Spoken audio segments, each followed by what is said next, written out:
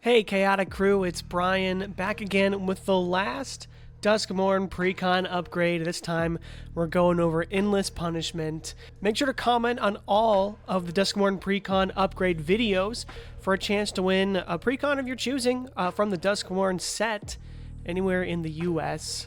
No specific, guidelines to what you have to comment. Just make sure you comment on each video. And then 2 weeks after this video goes live, we're going to be giving away the winner of this live on our Twitch channel, twitch.tv/chaoticcommandermtg. So make sure to watch out for that. But let's dive into this deck. This deck is all about group slug, or making everyone else burn out before we do. The commander's Valgavoth, Harrower of Souls, 4 mana for a 4/4 Elder Demon with flying, and Ward, pay 2 life. Whenever an opponent loses life for the first time during each of their turns, put a +1/+1 counter on Valgavoth and draw a card. So really great. Valgavoth is going to be a card draw engine in ourselves. If we have the right setup, we can draw 3 cards in a rotation, which is pretty great, and Valgavoth is going to start to get pretty big there, so that's really good too. And this deck does a good job of having ways to deal lots of damage to our opponents on their turns. So let's just dive into the creatures. Cataract Parasite, a great reprint for the deck. 1 mana, 1/1. When an opponent draws a card, if you control a red permanent, you may have Cataract Parasite deal 1 damage to that player. So definitely going to be great, especially when our commander's out there, right? Going to help us draw those 3 cards a turn cycle. Make Valgavoth pretty big. Blood Artist, whenever it or another creature dies, target player loses 1 life and you gain 1 life. There are a couple more effects like this in the deck, and it's really good just because it's when any creature dies, not just your own. So very solid there. Bloodseeker, whenever a creature enters the battlefield under an opponent control, you may have the player lose 1 life. So also really solid, a great way to, punish your opponents and start burning them out. Harsh Mentor, whenever an opponent activates an ability of an artifact, creature, or land, and it isn't a mana ability, it deals 2 damage to that player. So this is really good. It's not going to deal as much damage over time as maybe Cataract Parasite or Blood Artist, but pretty solid regardless. Stormfist Crusader, 2 mana, 2/2, Menace. Beginning of your upkeep, each player draws a card and loses 1 life. So this is kind of cool. Not the biggest fan of it though, because it's at your upkeep, right? So you're not actually getting any benefit to giving your opponents cards other than making them lose 1 extra life. So this might be one of the cards we take out here. Braids Arisen Nightmare, a great card. At the beginning of your end step, you may sacrifice an artifact, creature, enchantment, land, or planeswalker. If you do, each opponent may sacrifice a permanent that shares a card type with it. For each opponent who doesn't, that player loses 2 life and you draw a card. This isn't really a sacrifice deck, and also this is during your turn and not during your opponent's turn. So another, it's a great reprint. Glad that this card's going to be cheaper, but probably not the best fit for an upgraded version of the deck. Florian Voldaren Scion, 3/3 vampire. First strike, at the beginning of your post-combat main phase, look at the top X cards of your library, where X is the total amount of life your opponent's lost this turn, and exile 1 of those cards and put the rest on the bottom of your library in a random order. You may play the exiled card this turn. So this card also doing a little bit different than what our commander wants to do, right? This card, it wants us to deal lots of damage on our turn to our opponents, where Valgavoth wants to deal lots of damage on our opponent's turns. So probably not the best fit. A little bit of a mixed bag here as we get into the Precon. Gleeful Arsonist, a new card though, 3 mana. Whenever an opponent casts a non-creature spell, Gleeful Arsonist deals damage equal to its power to that player, and it has Undying, so it can live a bit longer. So this is definitely good, right, on our opponent's turns. They're going to be casting non-creature spells, so it can also do stuff on our turn too, which is nice, but for the most part going to be doing it on our opponent's turns. Mayhem Devil, great card. Whenever a player sacrifices a permanent, deals 1 damage to any target. This is just great in general because Treasure's so rampant in the format, so just to have this as another way to punish our opponents for playing the game is exactly what we want. Morbid Opportunist, whenever 1 or more creatures die, draw a card. This ability triggers only once each turn. Our commander is a great card draw outlet, and it doesn't hurt to have another one to, especially if our commander gets removed, we can potentially draw a card off that. Rampaging Ferocidon, another great reprint in the deck. Players can't gain life. It's also a 3/3 with Menace, and whenever whenever another creature enters the battlefield, it deals 1 damage to that creature's controller. So again, this is really great. We want to be dealing 1 damage to our opponents on their turns. So another new card here, Star Athlete, 3 mana, 3/2 menace. When it attacks, choose up to 1 target non-land permanent. Its controller may sacrifice it. If they don't, Star Athlete deals 5 damage to that player. And it has Blitz for 3 and a red. So kind of a cool card here, but it does put the option in your opponent's hands. So not the best. They're always going to choose the option that's best for them. And sometimes it is worth 5 life to keep, you know, a permanent they have. But this is a neat way in red to maybe deal with some enchantments that you have a hard time dealing with. So could be good there. Vial Smasher, a great burn card whenever you cast your first spell each turn. And this is not just on your turn. This is also during your opponent's turns. You choose opponent at random. Vial Smasher deals damage equal to that spell's mana value to that player or planeswalker. So really good there. Barbed Flare Gremlin, a new card. 3 of anything and a red for a 3/2 with first strike and haste. And it pretty much means that whenever a player taps for a land for mana, they get twice as much mana, and they take 1 damage for each one they tap. So this is good. It's a good card and does punish our opponents for playing the game. It could be a little bit of a double-edged sword, though, just because you're giving your opponents extra mana too, and of course they're going to be pointing it towards you or us because we're the ones dealing a bunch of damage to them. If there's one thing about Group Slug that I know very well, it's that you're immediately the target at the table, so something to keep in mind there. Falconwrath Noble, 3 of anything in a black, similar to Blood Artist. When it or another creature dies, target player loses a life and you gain a life. And those cards are good too, right? Because some of our effects are going to be burning everyone out, including ourselves, so having that little bit of life gain is definitely helpful. Fate Unraveler, 3 of anything in a black. For a 3/4, when an opponent draws a card, it deals 1 damage to that player. Perfect. No notes there.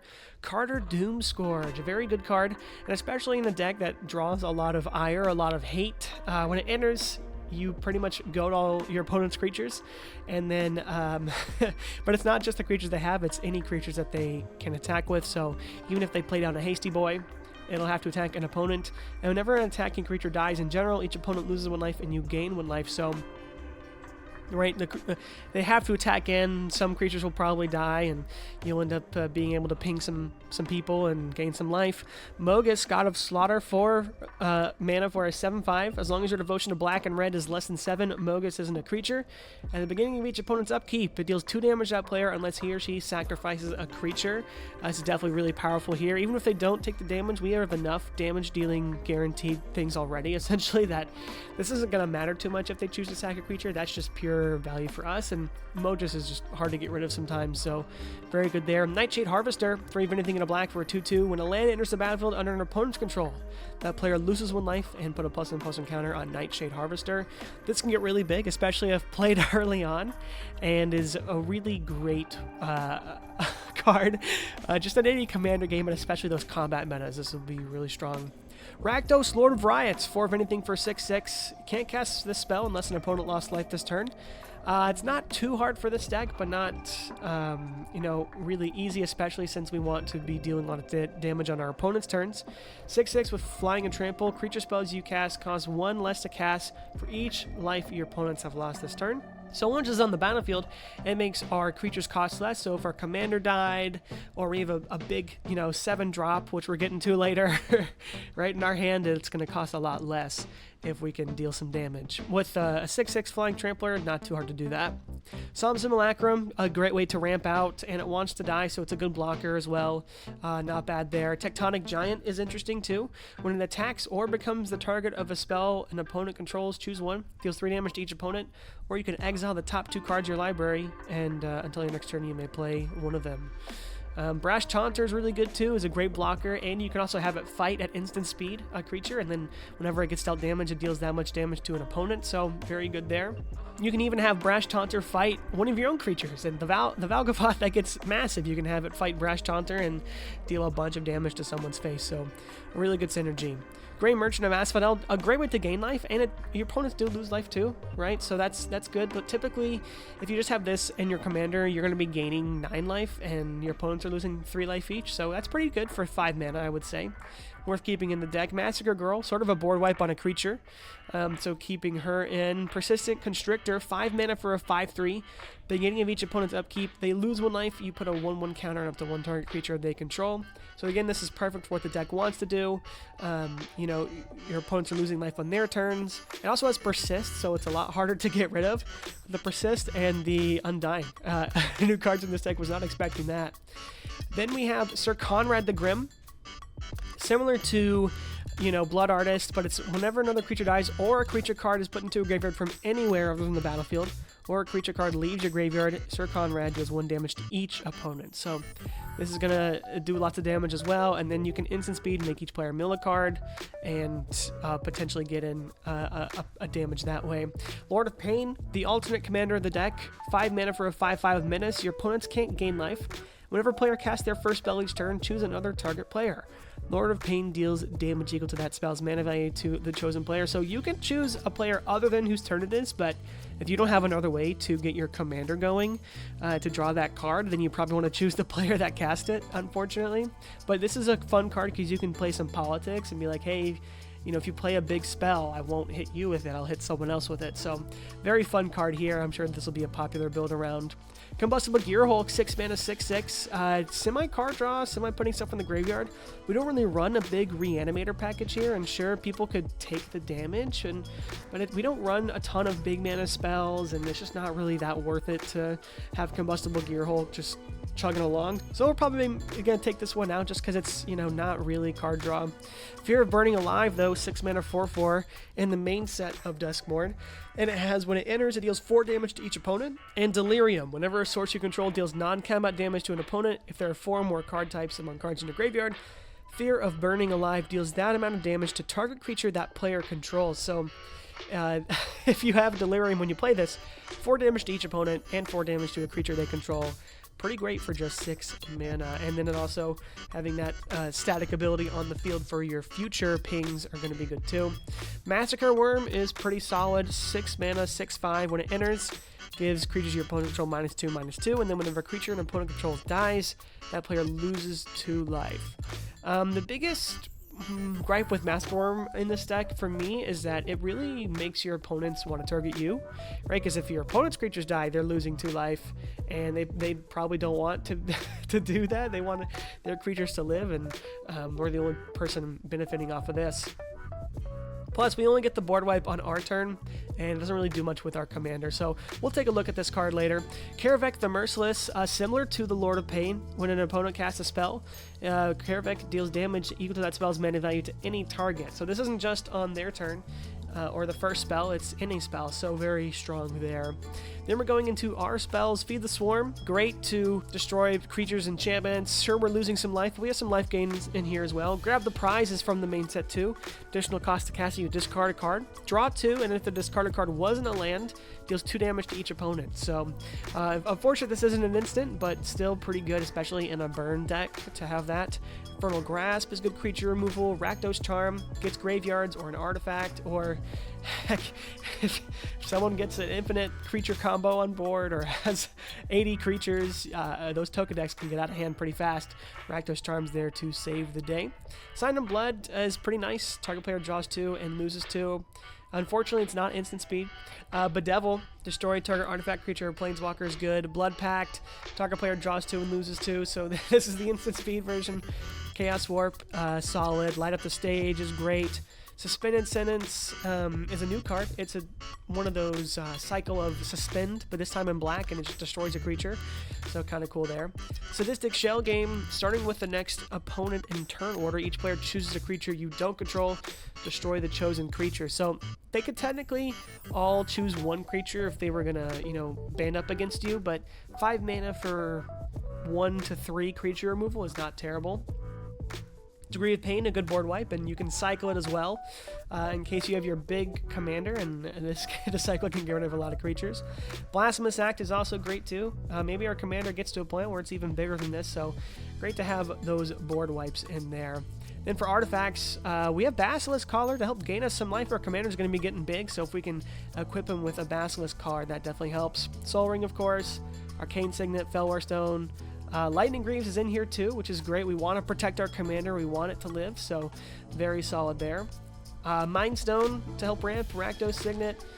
Seance Board is a new card. At the beginning of each instep, if a creature died this turn, put a soul counter on Seance Board. It has tap at X mana of any one color, where X is the number of soul counters. Spin it only to cast instant, sorcery, demon, and spirit spells. So, a good card there, but we don't have a ton of demons. We've got a handful in the deck, including our commander, so that's helpful there. 2 mana to mana rock to potentially get something out, but this isn't actually going to help us out early game. Creatures aren't going to be dying right the first few turns, most likely, so we may take this one out just because it doesn't have a ton of synergy with the deck.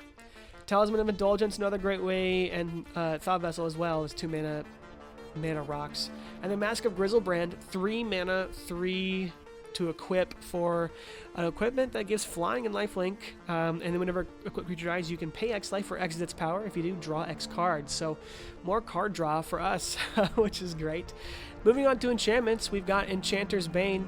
At the beginning of your end step, target enchantment deals damage equal to its converted mana cost to its controller unless that player sacrifices it. So this is during your turn and dealing some damage, so a bit interesting, but it is putting a lot of pressure on our opponents, right? Now, technically, if this is the only enchantment on the battlefield, you have to choose itself, which not terrible. You lose 2 life to keep it on the battlefield, or you just sacrifice it, right, if it's not giving you any value. But putting a clock on your opponents who have really strong enchantments and being able to pressure their life totals is nice, but this isn't a guaranteed removal spell, so something to think about there.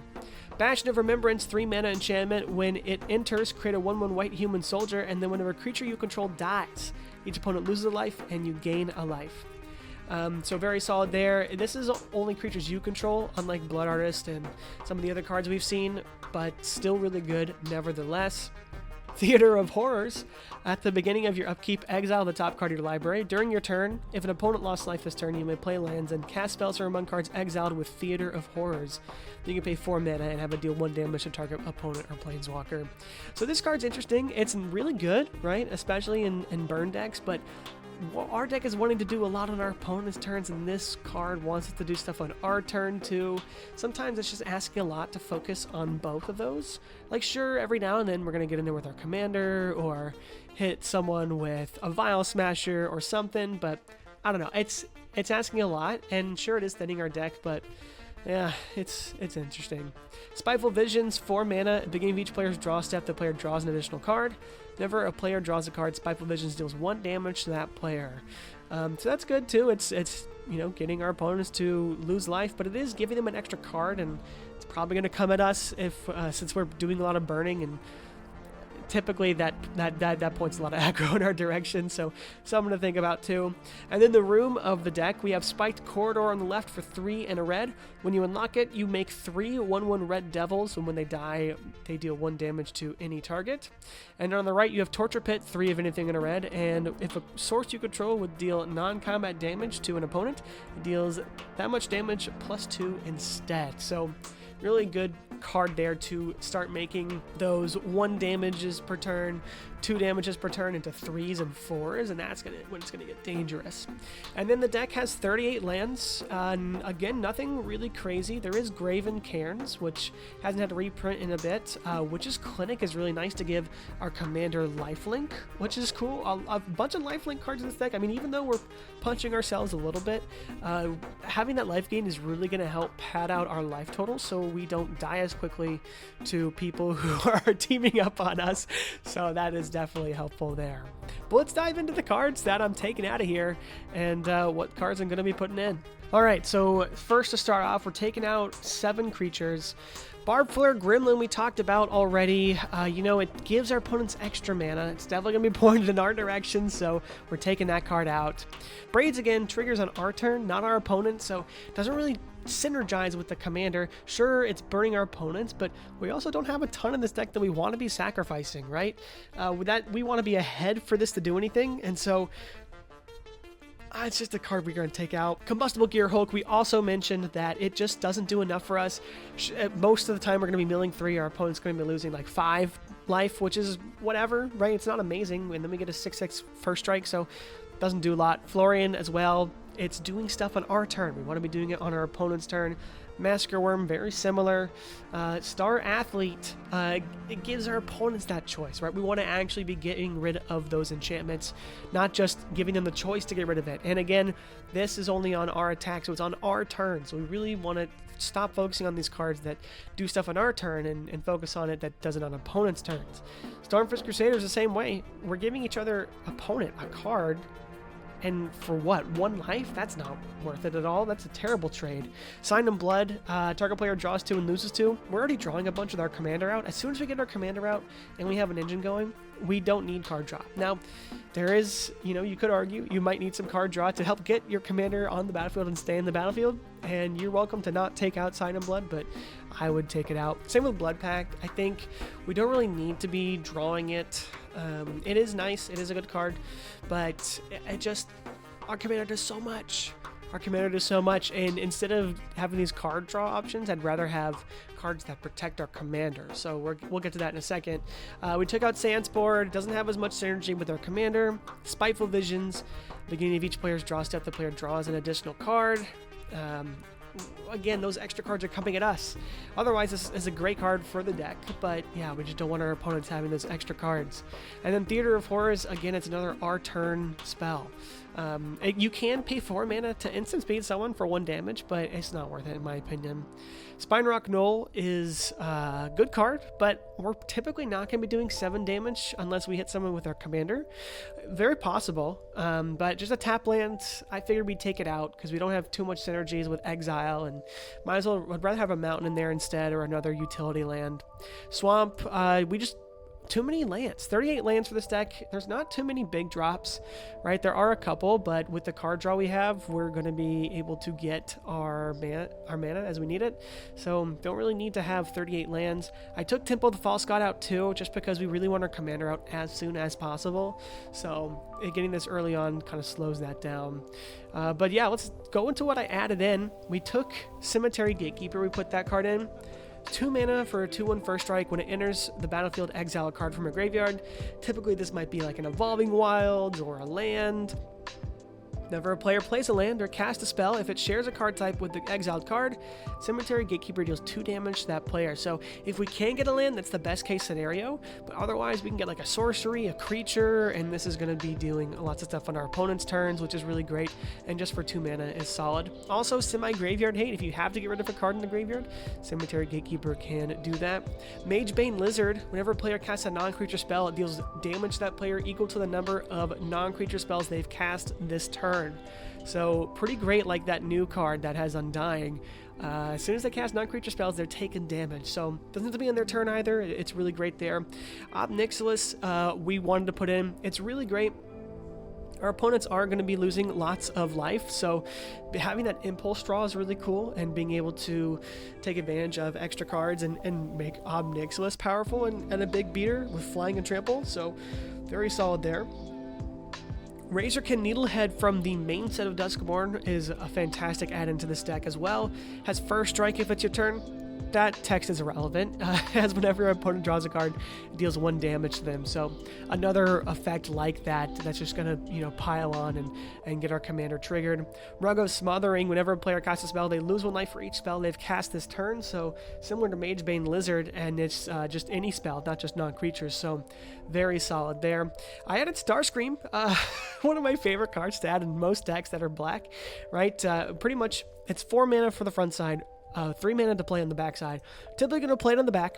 2/3 Flying Menace Haste, and whenever it deals combat damage to a player, there's no Monarch, that player becomes the Monarch.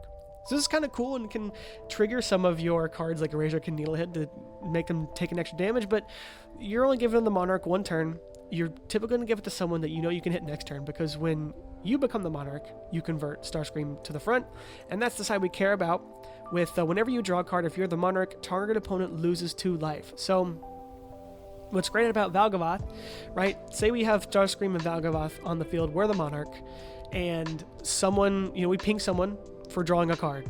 Valgavoth triggers, gets a counter, we draw a card. When we draw a card, our opponent loses 2 life. So now they just lost 3 times as much life because we drew a card with our commander. So every time our commander is going to be triggering, we're going to be pinging our opponents for 2 more damage with Starscream. So I really like it, and it adds the Monarch mechanic to the game, which is just a super fun mechanic in general, and more decks need for sure. Zozu the Punisher, an annoying card to deal with.